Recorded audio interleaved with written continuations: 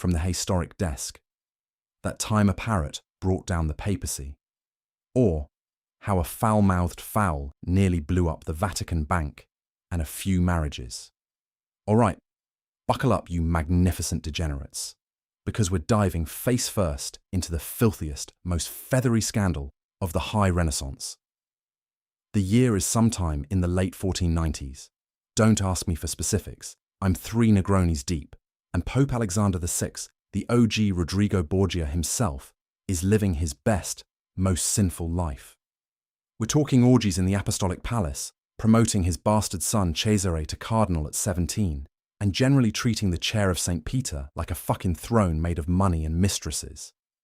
His favourite mistress, the drop-dead gorgeous Giulia la Bella Farnese, gifted him an exotic green parrot from the New World.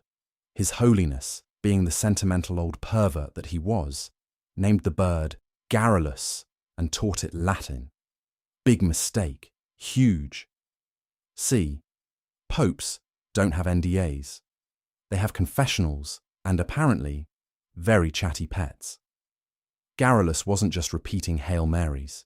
He was soaking up every sordid whisper, every treasonous plot, every grunted pet name for Giulia that echoed through the papal bedchamber. And Garrulus had a perfect, horrible memory. The problem started when a Venetian envoy, let's call him Luigi, the eavesdropper, Gradenigo, because that sounds about right, was waiting for an audience. As he's sitting there, sweating in his silk tights, he hears this parrot squawking from the Pope's private study. But it's not just squawking, it's yelling in flawless ecclesiastical Latin. No, not the cantarella poison, you idiot. It makes the figs taste bitter. Followed by a pretty solid imitation of the Pope, making the beast with 2 backs. Luigi's jaw hit the floor so hard it cracked the marble. He bribed a stable boy, nicked the bird, and got it back to Venice, where the Gazetta's printing press was about to get the work out of its life.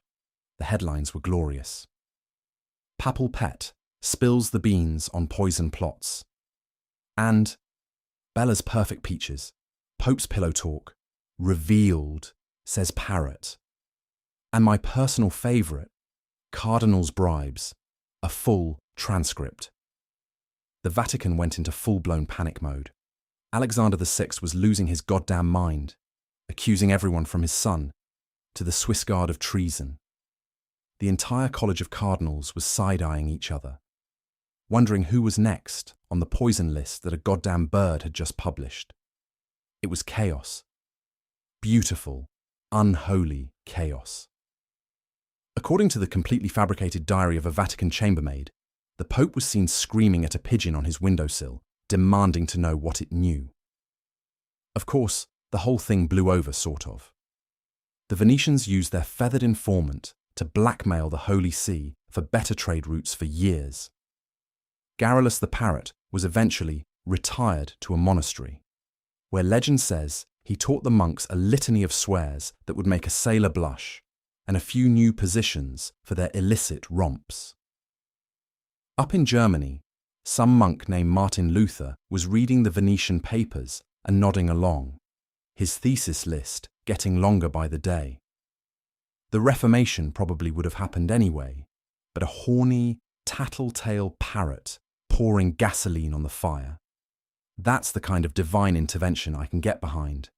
Garrulus was a hero, a menace, and a gossip columnist all in one. A true Renaissance man. Bird, whatever.